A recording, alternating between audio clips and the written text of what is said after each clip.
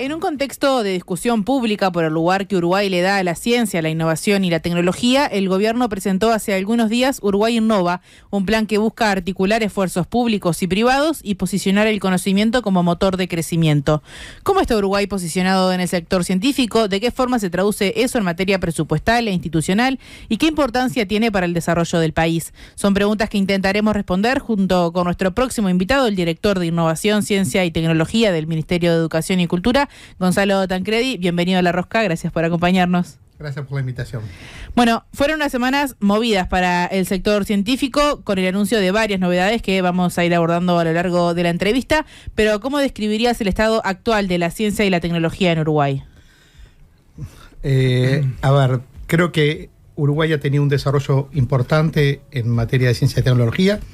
Diríamos que desde la salida de la dictadura, pero impulsado en los últimos 20 años, con un aumento de la inversión, una creación de cantidad de instituciones, la formación de una cantidad de recursos humanos, pero estamos en una etapa en la cual ese crecimiento muestra niveles de estancamiento, muestra niveles en los cuales es preocupante que no podamos despegar en términos de investigación e innovación. Entonces, de ahí el esfuerzo que está desarrollando este gobierno para darle un nuevo impulso a este programa, digamos, en este caso el programa Uruguay Innova, a través del programa Uruguay Innova, darle un nuevo impulso a la investigación e innovación a nivel del país. ¿Y qué fortalezas ves hoy en cómo está la ciencia y la tecnología el día de hoy? Bueno, por una parte, creo que tenemos una fortaleza institucional en la cual hemos creado una serie de instrumentos. Por una parte, instituciones de investigación científica que se han ido consolidando.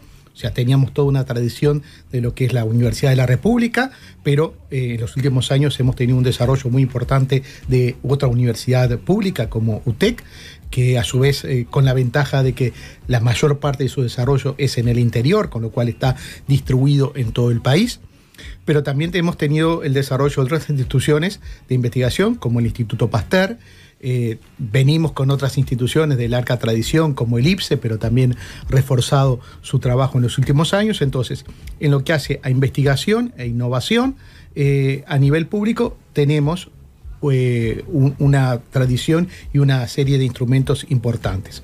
A su vez también tenemos programas de formación. Sí. O sea, pongámosle mi caso, yo me formé en los 80, no tenía posibilidades de estudios de posgrado en Uruguay. Claro. Hoy en día tenemos una diversidad de posgrados, no solo en las áreas de ciencias básicas, que es mi área, a través del programa de PEDESIVA, que también fue creado a finales de los 80, sino también a través de posgrados en muy diversas disciplinas y tanto a nivel de las universidades públicas como también algunas universidades privadas y con apoyo de estas otras instituciones que mencionaba. Y después tenemos instrumentos de promoción, como por ejemplo, el caso más claro es la ANI, pero también tenemos promociones a través de la ANIS, la Agencia Nacional de Investigación e Innovación. Sí. También tenemos de la ANDE y de otras instituciones que han venido haciendo la promoción. Creo que también es importante destacar que a nivel estatal tenemos lo que nosotros denominamos muchas veces un archipiélago de instituciones que desarrollan actividades científico-tecnológicas. Por ejemplo, los institutos de investigación como el INIA, o como el LATU, el Instituto de Investigaciones Agropecuarias, y el Laboratorio Tecnológico. O sea, le he tirado una cantidad de siglas que para uno que está familiarizado, pero claro... Sí, no, mientras estabas diciendo estaba pensando, esto es esto... Exactamente. Uno que está familiarizado, bueno, ya tenemos el mapa. Pero para alguna gente que está colaborando y trabajando en este sistema, aprender todo esto resultó necesario, claro, difícil en un cierto tiempo. Y entonces, ¿qué es lo que significa esto que estoy planteando? Bueno, justamente que teníamos un archipiélago de instituciones, de instrumentos, se han identificado más de 200 instrumentos de promoción, pero que esos no estaban articulados, que no estaban con una conducción clara. Y esa es una de las mayores debilidades que encontrás ahora. Exactamente. Tú me preguntabas las fortalezas, ahora las debilidades será la necesidad de la coordinación, de la conducción, de saber hacia dónde vamos con todos estos instrumentos. Y eso es un poco lo que intentamos con este programa, de articular a todas las instituciones, en particular las agencias de promoción, pero también las instituciones de investigación, y darles objetivos comunes. Claro. Y objetivos a su vez que son transversales a todo el sistema. Encaminar todo esto a algún lado. Y Gonzalo, a nivel político y técnico, ¿hay falta de consensos o hay como una especie de visión compartida sobre el rumbo que tiene que tomar Uruguay? Bien, mira, mi experiencia anterior, antes de asumir la dirección de la DICIT, de la Dirección de Innovación, Ciencia y Tecnología, fue como presidente de la Asociación de Investigadores InvestigaUI. Y en ese marco nosotros habíamos hecho no solo un trabajo conjunto con varios candidatos, los partidos políticos, analizando en particular los programas de los diferentes partidos políticos, teniendo reuniones, y a su vez también existieron durante 2023 una serie de talleres que realizó el MEC en la administración anterior para hacer un diagnóstico más acabado de la situación del sistema, en la cual fue luego esos talleres. O sea, primero fueron unas consultorías para hacer ese diagnóstico y una puesta a punto, una puesta en común en los talleres estos, en los cuales también participó un amplio espectro de instituciones, no solo académicas, sino también del sistema político. ¿Y qué es lo que vemos en todas estas conversaciones? Es que hay una cantidad de consensos, hay una cantidad de acuerdos en la necesidad de promover el desarrollo científico-tecnológico como motor del desarrollo del país. Una de las cosas que, por ejemplo, también hay consenso es que Uruguay ha tenido niveles de crecimiento en las últimas décadas que, si bien han sido sostenidos, han sido a niveles relativamente bajos comparativamente con otros países de niveles socioeconómicamente similares. Entonces Uruguay ha venido creciendo al 1% más o menos, mientras que otros países se crecen a niveles de 2, 3 y 4% o más, si ponemos el caso, por ejemplo, de China. Entonces, se habla de lo que llamamos la trampa del ingreso medio. ¿Qué significa eso? Bueno, que para poder, manteniendo este nivel de crecimiento, no vamos a alcanzar los niveles de desarrollo y en definitiva nos vamos a ir estancando. Claro. O sea, tenemos un nivel de ingreso medio o medio alto, pero un nivel de aumento en particular del PBI que no está compasado con esto. Y para poder cambiar esa tendencia, lo que han hecho otros países es hacer una mayor inversión en investigación e innovación, no solo pública, sino también a nivel privado. Bueno, esta es la apuesta que estamos haciendo en este momento. Bien. La semana pasada se presentó, como decíamos en la presentación, Uruguay Innova, con la presencia de Yamandu Orsi, con lo que implica eso también en cuanto a relevancia para el proyecto. Contanos bien de qué estamos hablando cuando hablamos de Uruguay Innova y qué cambios propone este nuevo modelo frente al anterior. Uno de los anuncios que hizo Orsi tanto en campaña y en particular el 1 de marzo cuando asume es que este tema de la investigación, de la innovación tenía que tener una mayor jerarquía a nivel estatal, a nivel del gobierno. Y para eso planteaba que debía pasar a la órbita de la presidencia, más particularmente de la Secretaría de la Presidencia. Hoy en día tenemos la dirección que yo conduzco, la DICIT, que está en la órbita del MEC, que era el organismo de referencia en temas de políticas científicas, pero no tenía una capacidad de conducción y de liderazgo en todo el sistema. Bueno, lo que estamos planteando es que esas políticas de ciencia, tecnología e innovación pasen a la órbita de presidencia de forma de tener un mayor respaldo político y a su vez una capacidad mayor de articulación con todos los ministerios, empresas públicas, institutos de investigación, etc. Entonces, para eso, en la órbita de presidencia se creó un equipo que está liderado, digamos, por Bruno Gili, que está articulando con los otros diferentes actores, en particular con nosotros, con la DICIT y con la OPP, con la Oficina de Planeamiento y Presupuesto dirigida por Rodrigo Arín, para justamente en asesoramiento con una cantidad de, por ejemplo, referentes del sistema científico-tecnológico o también coordinando con todas las agencias que hacen, bueno, ir desarrollando esta propuesta que se va a materializar en el presupuesto quinquenal, porque como todos ustedes saben, nosotros estamos trabajando todavía con la propuesta de presupuesto de la administración anterior. Recién ahora, a partir de la presentación y más concretamente a partir del 1 de enero del año 2026, es que vamos a tener un nuevo presupuesto y en el cual vamos a tener una nueva institucionalidad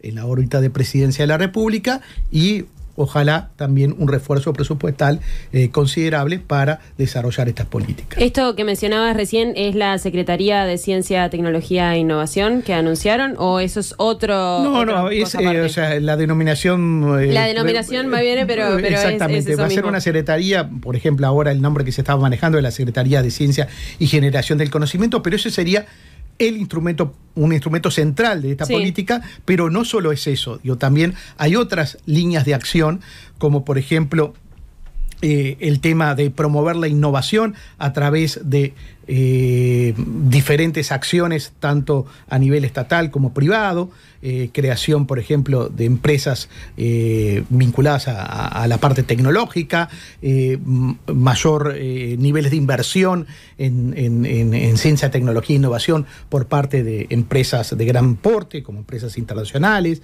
Bueno, una serie de programas, digamos, que están en la órbita de la innovación, pero también programas que están en la órbita de la internacionalización, o sea, la necesidad de que estos desarrollos que nosotros hagamos en el ámbito de la investigación e innovación puedan tener salidas en los mercados internacionales, porque sabemos que el mercado uruguayo es un mercado bastante reducido. Entonces ahí acciones relativas a la diplomacia científica, o sea, cómo nosotros colocamos a través de nuestros referentes, de nuestros embajadores, nuestros consulados en el exterior y a través de programas como Uruguay 21, que también forma parte de esta interacción dentro del sistema de ciencia y innovación, logramos posicionar, digamos, nuestros desarrollos tecnológicos fuera en otros países.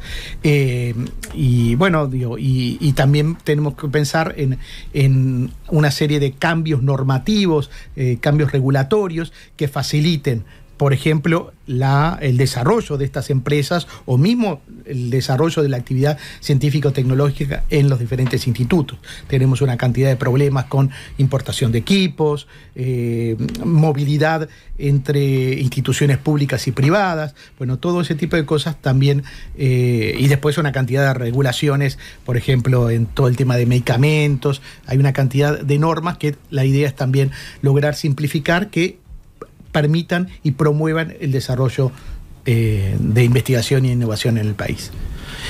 Vemos en el mapa a veces que países chicos como Uruguay son punta de lanza en innovación, tecnología. ¿Es posible que Uruguay pueda hacerlo en algún momento? Sí, o sea, muchas veces no nos tenemos por qué comparar con los grandes países como Estados Unidos, China o Alemania, sino compararnos con países de niveles en tanto a poblaciones como niveles económicos similares, como por ejemplo puede ser Finlandia, puede ser Dinamarca, pueden ser varios de los países nórdicos sin duda, pero también Nueva Zelanda o también Corea o países del sudeste asiático que han hecho una apuesta importante a la innovación y hoy tienen, luego de quizás más de una década, dos o tres décadas de apuesta a eso, unos niveles que han superado largamente, digamos, los niveles que tenía que tiene Uruguay y que comparativamente empezaron de niveles inferiores. Como todos son trabajo a largo plazo, obviamente. Sin duda, por eso decimos que esto es una política que tiene que sobrepasar un periodo de gobierno, es una política que tiene que involucrar a nivel de Estado, todo el sistema político, y no solo el sistema político, sino también a el sistema de investigación, o sea, a las instituciones, a los investigadores, a las empresas públicas. Entonces tiene que ser un acuerdo nacional en el cual caminemos con un rumbo común, en el cual la generación de conocimiento sea un motor para el desarrollo.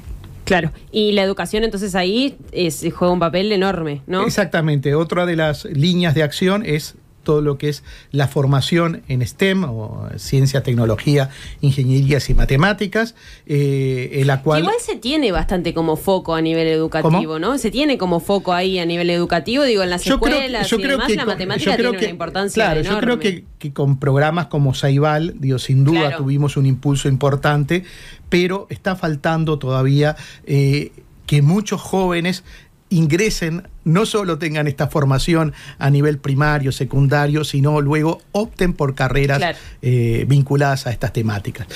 Todavía ese paso nos está faltando. O sea, tenemos que posterior tenemos que aumentar notablemente el número de gente dedicada a la investigación y la innovación. Esa es otra de las preocupaciones, no solo el tema de mejorar los índices de inversión, sino también mejorar el número de investigadores. Para que tengan una idea, Uruguay tiene menos de 1.900 investigadores por millón de habitantes, y países como Finlandia, por ejemplo, tienen capaz 10 veces más investigadores. Entonces ahí tenemos que hacer una apuesta importante, y esa apuesta tiene que empezar desde los niveles más bajos, haciendo que las ciencias, las ingenierías, las matemáticas no sean algo que... No, que se vea como una opción, que se vea como una opción, y que no sea algo que cuco que los chicos y las chicas rehuyan. Claro. Y ahí entramos en otro tema que también es un tema preocupante, porque entendemos que hay una serie de temas transversales a todo el sistema, y uno es el tema de las políticas de género, políticas de equidad de género. Sabemos que a nivel del sistema académico tenemos graves problemas de inequidades que tenemos que atender, como también existen inequidades territoriales. Recién hablábamos del desarrollo de la UTEC, también la UDELAR ha tenido un desarrollo, pero en algunos estudios que se aparecieron, por ejemplo, el año pasado, de análisis de las brechas territoriales, vemos las grandes diferencias que hay entre el área de Montevideo o el área metropolitana y otras áreas del país, como el área centro, digamos, en el cual el número de investigadores ahí hay un factor también de 10 o más entre el número de investigadores que tenemos en esta área de acá con respecto por población, ¿no? Claro, no estamos hablando en porcentaje. Estamos hablando en porcentaje, no solamente en términos de números, que son muchísimo menos, pero en términos de porcentaje también hay una diferencia muy grande. Entonces esa es otra, o sea, hay, como decíamos, temas transversales como el tema de género, el tema territorial, que también, digamos, hay que abordarlo. Exactamente. Y en esto de los incentivos para, generar que más personas se interesen a volcarse por la ciencia y la tecnología, además de lo previo y de lo que lleva a la definición de estudiar un tema así, ¿se piensa también en un post, en lo que tiene que hacer la gente después de recibirse y en el trabajo, en el desarrollar eso que estudió? Exactamente, ahí tenemos una dificultad, que es justamente la inserción. Luego de culminada esa etapa de formación, la inserción no solo en el ámbito de investigación más técnico, más universitario o de institutos de investigación, sino inserción en el mercado, inserción en las empresas que deberían estar desarrollando actividades de investigación e innovación. Entonces, uno de los programas que se piensa desarrollar es un programa de justamente de promoción de capacidades, de integración de investigadores en las instituciones. Si bien ya tenemos algunos programas que vienen ya de algunos años atrás, como el Sistema Nacional de Investigadores, tenemos que mejorarlos, potenciarlos, cambiarlos su forma, y hay un programa de alta dedicación a la investigación que también tenemos pensado poder desarrollar. Nos hablaste de los países nórdicos como hay como una comparación, pero tenemos ejemplos de países, porque uno, por lo menos yo pienso, países nórdicos lo veo como muy alejado a lo que puede llegar a ser Uruguay, capaz no sé si capaz en presupuesto, y países más similares a Uruguay, de características más similares a Uruguay, que se tomen como referencia sin ser los nórdicos. ¿Hay otros? Mirá, digamos, yo viví 4 años en un país nórdico, en Suecia, entre 89 y el 93, y teníamos un vecino que era Finlandia, y Finlandia en ese momento todavía estaba muy lejos de los niveles que tiene hoy en día. Y Finlandia, estamos hablando de una población un poquito superior a la de Uruguay, pero no está alejado de lo nuestro. No está alejado. ¿Qué es lo que ha hecho Finlandia en estos 30 años? Digamos, estoy hablando de, como decía, de finales de los 80, principios de los 90, ha hecho una fuerte apuesta a la investigación, a la innovación, y hoy en día ahí tenemos una cantidad de industrias que están desarrollando su actividad, algunas de gran porte, de gran presencia internacional. Y después tenemos también, en países del sudeste asiático, países relativamente pequeños, también, grandes. Lo que no tenemos tanto es a nivel regional. Es verdad que a nivel regional la investigación e innovación no ha estado promocionada. Brasil es el que ha hecho mayores apuestas, pero también, digamos, con una inequidad en el interior muy grande. Digamos, todos sabemos la diferencia que hay entre los estados del sur y en particular San Pablo con los estados del norte. Así que a nivel regional hay un trabajo importante a hacer, pero sí hay otros ejemplos que podemos pensar, digo, en el ámbito europeo, sudeste asiático, en el cual, digamos, sí se han hecho cambios importantes en los últimos 30 años. Muy bien, Gonzalo Tancredi, director de Innovación, Ciencia y Tecnología del Ministerio de Educación y Cultura, muchas gracias por habernos acompañado en La Rosca. Antes de despedirte te tenemos que pedir un favor, y es un ritual que tenemos acá con los invitados, y es preguntarte un tema o un artista para irnos a la tanda y que quede sonando en M24. Bueno, como les comentaba antes de empezar, a mí un artista que siempre me interesó, quizás no tanto por lo musical, porque sé que tiene unas limitaciones pero el mensaje o lo que representaba, que es Rodrigo. Perfecto, sin tanto preámbulo, ¿te gusta Rodrigo? Está bárbaro. Siempre me pareció un personaje muy interesante de estudiar, de analizar el fenómeno Rodrigo. Así que escuchando a Rodrigo, recomendado por Gonzalo Tancredi, nos vamos a la tanda y volvemos en un minuto.